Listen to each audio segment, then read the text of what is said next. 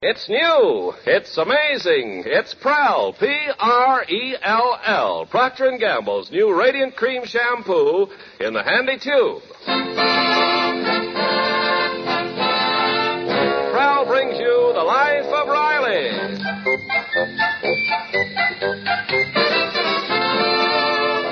Prell, the shampoo that removes unsightly dandruff in as little as 3 minutes and leaves hair radiantly clean, radiantly lovely, presents The Life of Riley with William Bendix as Riley.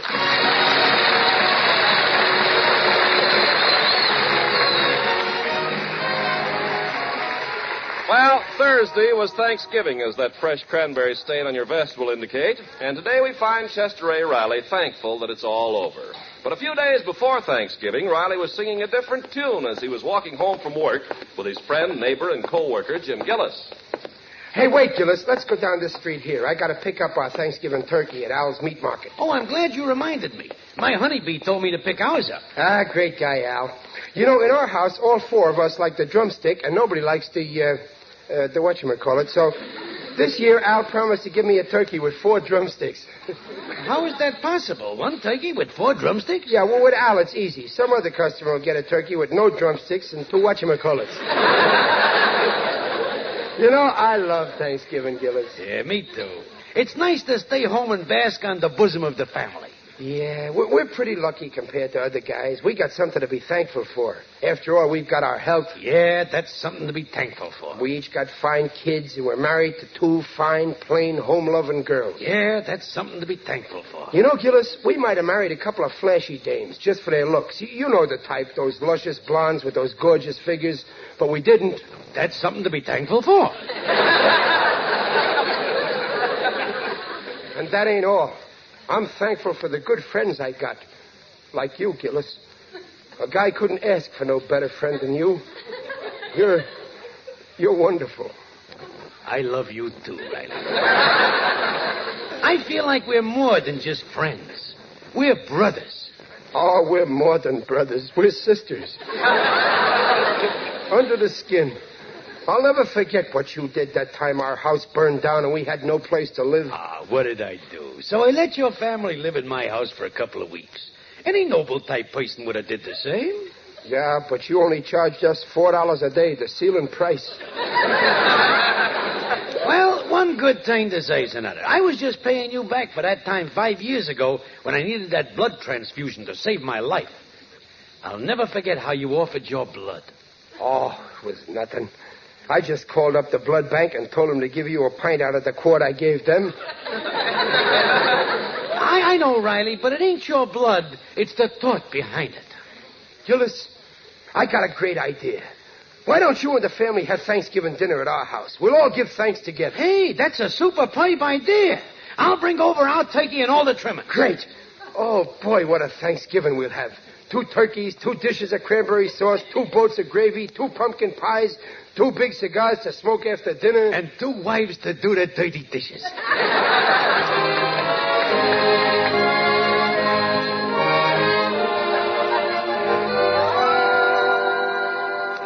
Chester Riley, how could you go and invite the Gillises for Thanksgiving dinner without telling me? I'd like to feed my guests, and we've only got 1 small turkey. Relax, Peg, relax. I also invited their turkey. Oh. Oh, no. No, it's not right to let guests bring food. Now, But, we'll buy... Dublin, it's real holiday spirit. When we sit down to eat, it won't be their food or our food. It'll be all for one and everybody for himself.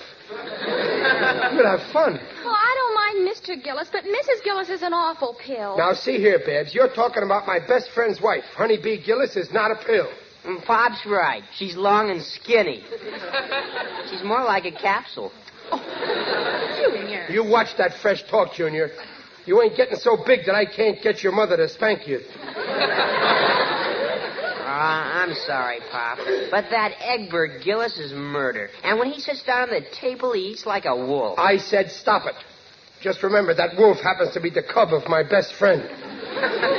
Now, it's all settled. The Gillises are coming to dinner. My head's made up.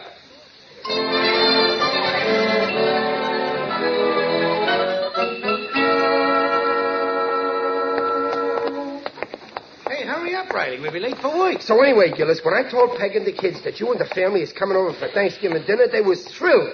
You know what they said? How should I know what they said? I ain't the kind of a next-door neighbor goes around eavesdropping. Well, they said, Riley, that's a wonderful idea. Oh, fine. And tell Junior not to worry. I'll see that my egg bite don't eat like a wolf.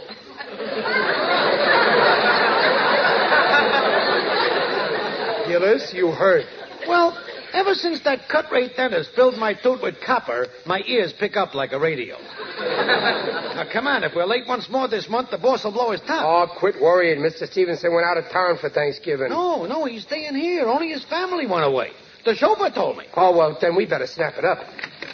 Hi, fellas. Hiya, Sharky. Hi. Heard the news? Botkin quit his job.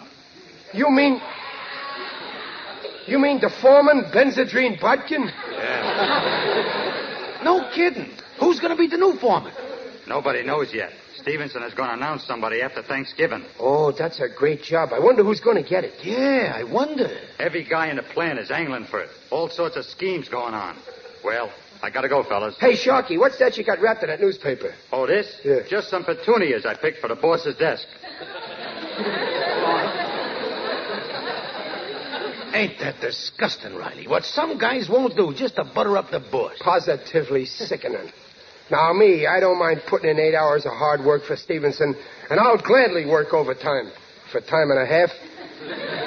But when it comes to playing up to him, I draw the line. That's when I revolt. I'm with you, pal. I revolt, too. Yes, sir. We're both revolting.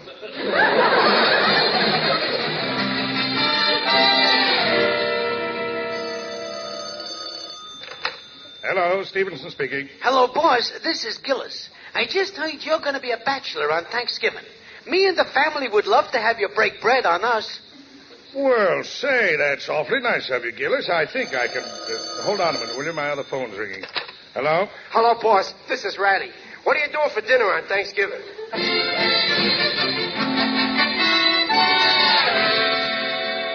You invited Mr. Stevenson? Well, sure. He'll let me know definite tomorrow, but he'll come. Yes, sir. I'm out to get that foreman's job, Dumpling, and this will cinch it. Oh, how? While you're stuffing his stomach with turkey, I'll be stuffing his head about how good I am. Oh, but you can't do that, especially with the Gillises here. Oh, the Gillises won't be here. I'll uninvite them. You couldn't do that. It isn't fair. Yeah, I know it's kind of a double cross, but this may be the break of my lifetime. And after all, I'm not double-crossing just anybody. I'm doing it to my best friend.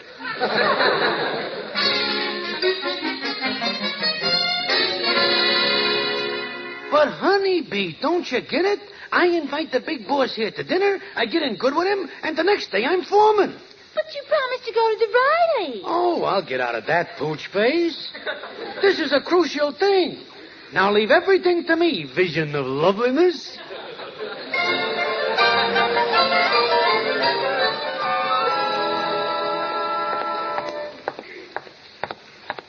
Hey, Riley. Oh, hiya, Gillis. I was just coming over to see you, pal. I was just coming over to see you, Riley, my friend. Listen, chum.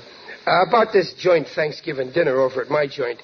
I was thinking... That's funny, Riley. So was I. Yeah, I thought maybe we ought to call it off. Oh, you was? Yeah. You see, Gillis, I figured the best way to keep a friendship going is not to get too friendly. Well, you got a good point there in your head. In fact, it's very dangerous to get together Thanksgiving. I can see just what's going to happen. You'll come over with your wife and Egbert and your turkey. And there's me and my wife and kids in our turkey. It's very crowded. Where am I sitting? On the piano stool. Very uncomfortable. And everybody's nerves is on edge. First thing you know, my junior says to your Egbert, "Hey, Egghead, don't eat like a wolf." Yeah, and then my Egbert takes a poke at your junior and gives him a bloody nose. Right. And then my wife comes in, takes one look at Junior and yells, "Junior, wipe that cranberry sauce off your face." But then she finds out what happened, so she turns on my honeybee. That's right. And Peg says, "Really, honeybee, you might teach that brat of yours some manners." And then, naturally, your honeybee turns on my Peg. Well, naturally. And she tells your wife off, but good. And then I gotta stick up for Peg, so I say, "Pipe down, honeybee, you're nothing but a pill." And that gets you sore, Gillis. Why, that's what I always say. Oh! Yeah. I'm burning up, so I say, "See here, Riley, I'm the only one can insult my wife." And then I pick up a turkey leg and throw it at you. And I throw a whatchamacallit at you. Right in the eye, I get it. So I say to you, listen, you big baboon. Who's a big baboon, Gillis, I say? You are, you weasel, I say. Well, if that's the way you feel, beat it. Go on, take your wife and your kid and your turkey and your stuffing. Okay, I'm going. You know, if that's the way it's going to be, Riley, we better call this dinner off. Yeah, I agree with you, Gillis. Well, so long, pal. So long, chum. Happy Thanksgiving.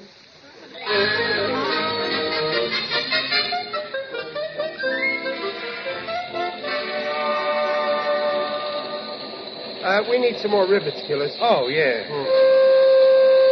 Oh, quitting time, Riley. Yeah, okay. You know, I sure am glad we called off our Thanksgiving dinner. Yeah, much better we should each have a quiet dinner with no headaches, except our wives. Yeah, you're right. Riley. Mr. Stevenson. What's he doing in the shop? Riley, I want to thank you again for your invitation for Thanksgiving dinner. Why, you double-crossing snake. And Gillis, I want to thank you for your invitation, too. Gillis. Why, you're a bigger snake than I am. Well, what's the trouble, boys? So that's why you wanted to get out of our joint dinner. Well, what about you? Now, wait a minute, boys. Were you planning to have Thanksgiving dinner together? Well, yes, only we... Well, fine. That solves everything.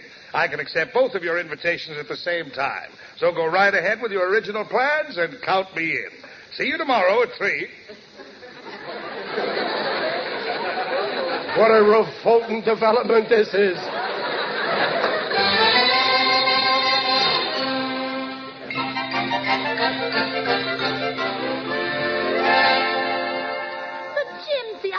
Your boss was coming here for dinner. No saccharine lips. That's all changed now. We're all going to eat at Riley's. Oh, but Egbert's been invited to Artie Meyer's house. Good. Maybe it's better my boss don't see our Egbert. Things are tough enough. Well, all right, we'll go. Even if it is Riley's house, you can still drop a few hints about the foreman's job. Oh, no, that's out. Riley and me made an honorable deal.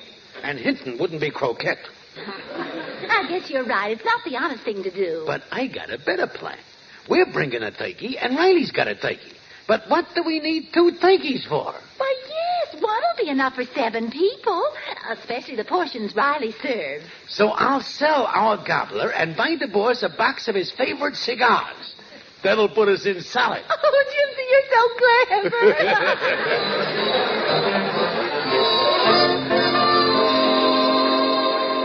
But, Dumplin', it's so simple. Gillis is bringing a turkey, and we got a turkey. What do we need 2 turkeys for? Well, yes, it is a lot, and today with the food shortage... Sure, so I'll sell our turkey and buy the boss a cigar lighter. It's patriotic to save food, and the boss will love me for that lighter. Well, now, wait, Riley.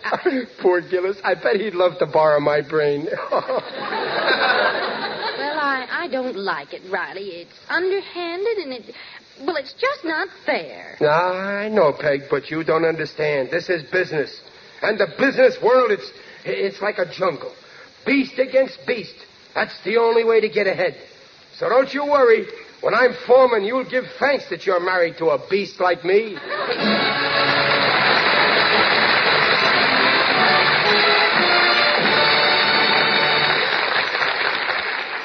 We'll hear the second act of The Life of Riley in a moment. Say, Ken, millions are asking for Prell, Procter & Gamble's Radiant Cream Shampoo in the handy tube. Of course, Prell's popular for 2 reasons. First, Prell leaves hair more radiant than any soap or soap shampoo because Prell can't leave a dulling soap film. Second, Prell's a wonder for unsightly dandruff. Yes, Prell removes such dandruff in as little as 3 minutes. Examinations by a group of doctors proved it. In case after case, even stubborn dandruff was controlled by only 2 Prell shampoos a week. And that handy Prell tube's popular, too. No messy jars, no waste or spill. A little makes mountains of lather. So for hair radiantly clean, hair free of unsightly dandruff, ask for... P-R-E-L-L Prell Shampoo. Leaves hair radiant, gleaming bright.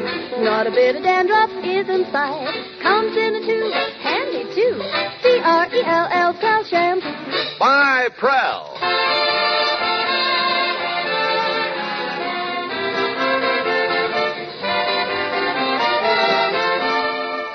And now back to The Life of Riley with William Bendix as Riley. Well, I got the table all set. Oh, it looks beautiful, Babs. Hey, where's the carving knife? Oh, here it is, Pop. I wonder if it's sharp enough. Junior, bend your head down. Riley! Oh, for heaven's sake. Well, don't get excited. I just want one hair.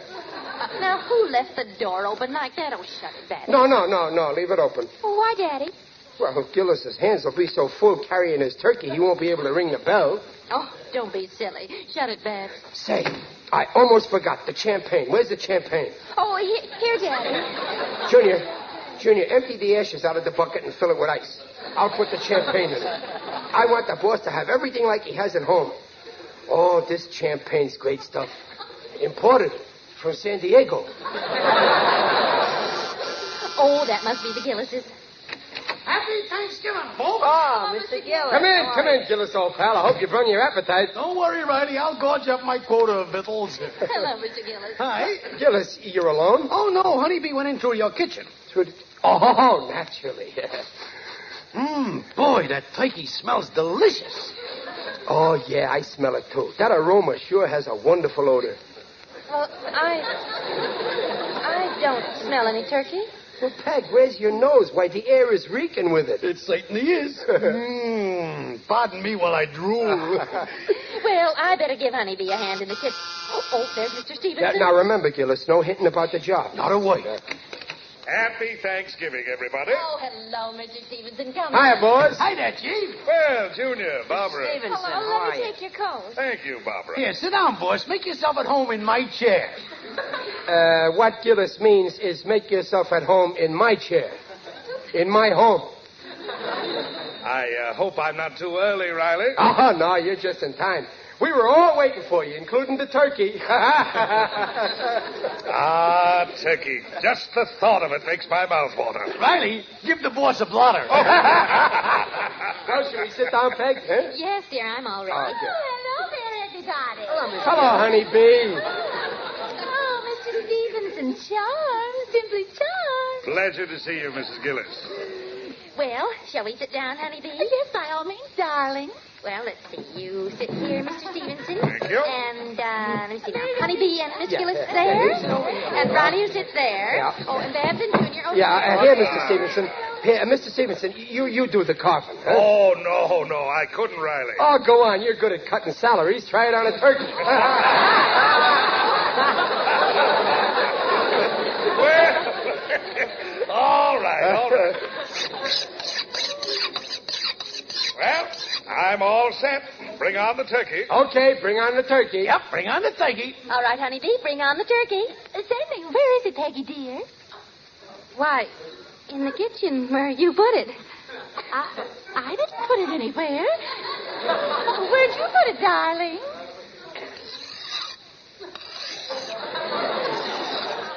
Something wrong, folks? Why, don't worry, boss. We'll track it down. Gillis, where's the turkey you brought? Oh, I didn't tell you. I didn't bring any. You didn't? Well, where's the turkey you had?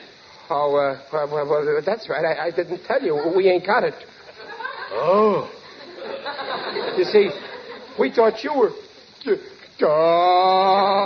Oh, dear. Oh, my.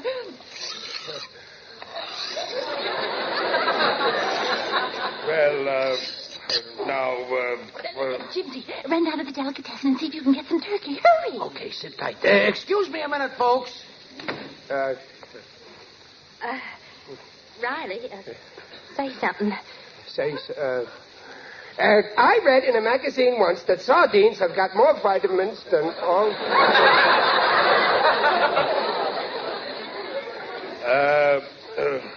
how's school coming, Junior?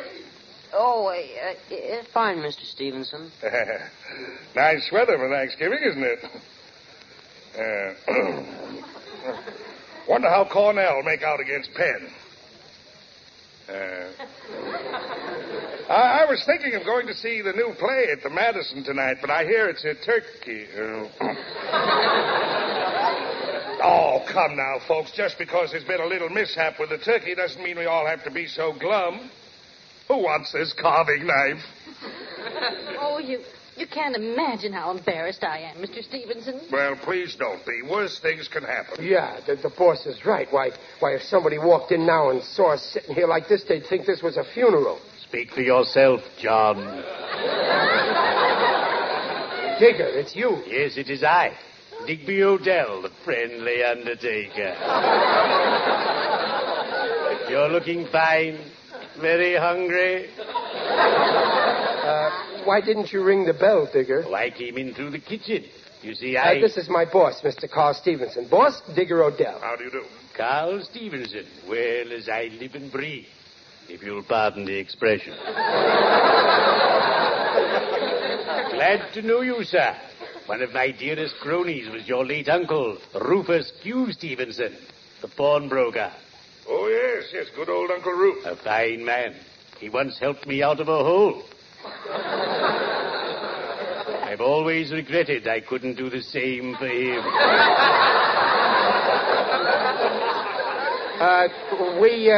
We were almost going to have a little Thanksgiving dinner, Digger. Ah, Thanksgiving, my favorite holiday.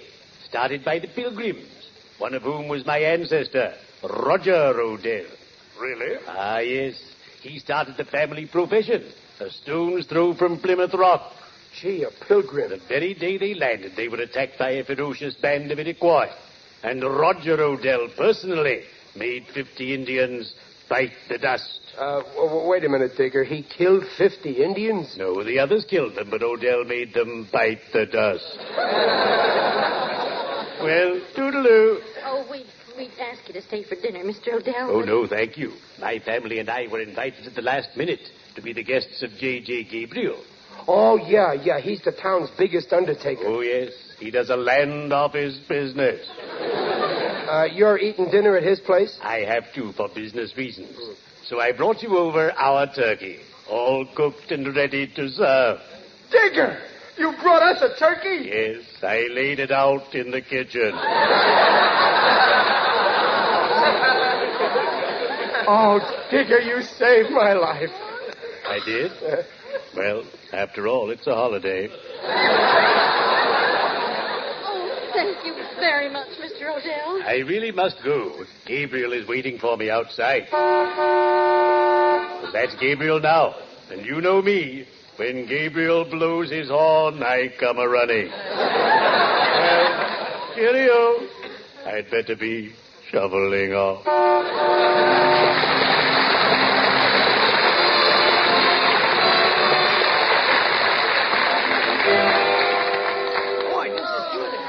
Boy, Digger sure saved our life with this turkey, eh? Gillis, can't you eat quieter? You sound like the super chief. On my word, Mrs. Riley, I haven't had a meal like this in years. Neither have we. Oh, shoot. Well, that's no way to talk. Don't yell at the boy, Dumplin'. He only means we can't eat like this every day with the salary I get on the job I got now. Have some more of my turkey, boss. Huh? Hey, Riley, no hinting. Huh? Here, boss, have one of my radishes. No, thank you, really. How about a little more pie? Here, take mine. No, take mine. I ain't bitten into mine yet. More coffee, boss? Please, boys, not another morsel. All I want now is to fall into a soft chair and smoke a good cigar. Oh, well, here, smoke a whole box. With my love. Well, light him with this nifty lighter, right from my heart. Well, boys, this is very nice of you, but you really shouldn't have done it. I don't expect any present. Oh, forget it, boss. Well, shall we go in the other room? Yeah, no, wait. Let's drink a toast. Good idea. What'll we drink to? Let's drink to the health and happiness of the new foreman. Oh, then you know Riley. Well, I sort of guess. You know too, Gillis? Well, I know what a great executive you are, boss. So there's only one man you could pick. Get ready, honeybee. Oh, I'm so excited. Well, I'm glad you men like the man of my choice. So here's luck to the new foreman, Joe Beamish. Joe Beamish? Joe Beamish? Joe Beamish? Yes, Joe Beamish. Fine fellow. Oh, Gillis, hand me that ashtray, please. Get it yourself. Don't be rude. Something wrong? Riley, what's the matter? What's the matter? making Joe Beamish foreman. After all we did for you, some gratitude. But Riley's saying I'm endorsing in spades yet.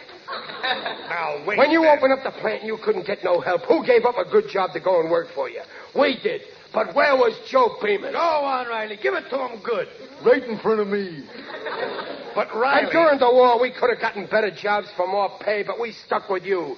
And where was Joe Beamish then? He was flying a plane over Germany. Germany. That's a fine place to be with a war going on.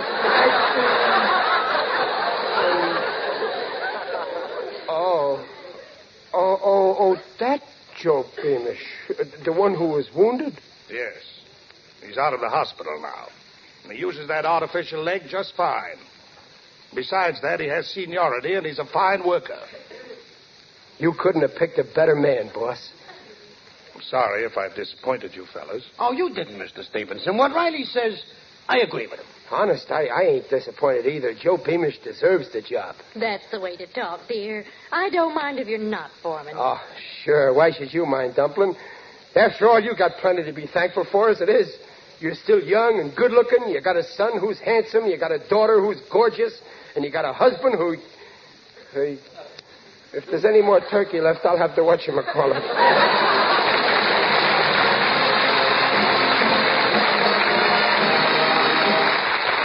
Riley's will be back in just a moment. The Wonder Shampoo. That's what they say about Prell, Procter & Gamble's Radiant Cream Shampoo in the handy tube. From Fair Lawn, New Jersey, Mrs. P.S. Keller writes, I am so pleased with the results of my Prell shampoo. Even in our hard water, Prell really worked wonders. Left my hair clean and soft, nicely manageable. Yes, one trial, and you'll agree, Prell's a wonder for two reasons. First, Prell removes unsightly dandruff quickly. Second, Prell leaves hair radiantly lovely. Buy, try. P-R-E-L-L, Prell shampoo. Leaves hair radiant, gleaming bright. Not a bit of dandruff is in sight. Comes in a tube, handy too. P-R-E-L-L, Prell shampoo.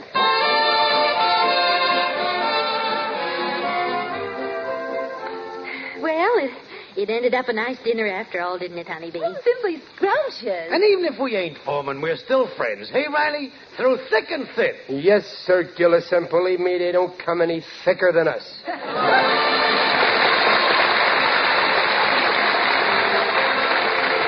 Procter & Gamble invites you to join us again next week to hear the life of Riley with William Bendix as Riley. William Bendix can currently be seen in the Paramount picture Where There's Life. The script is by Reuben Ship and Alan Lipscott. Mrs. Riley is Paula Winslow. Digger Odell is John Brown. The Life of Riley is produced and directed by Irving Brecker.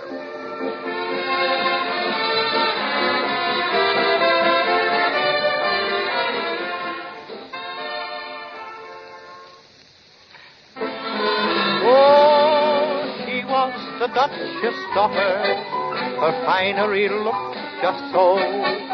She washed them all as you water with wonderful ivory snow.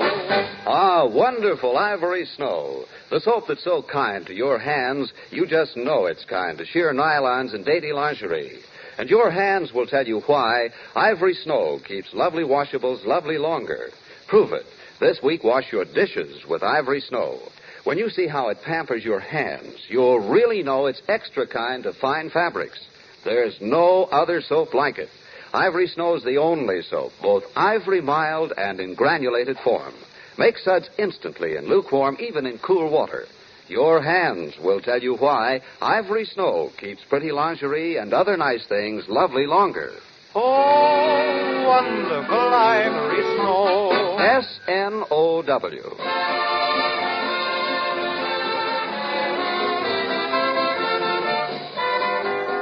This is Ken Carpenter reminding you that for radiantly clean, lovely hair, get the shampoo in the tube. P-R-E-L-L, Prell Shampoo. And listen again next week when Prell brings you The Life of Riley. Good night.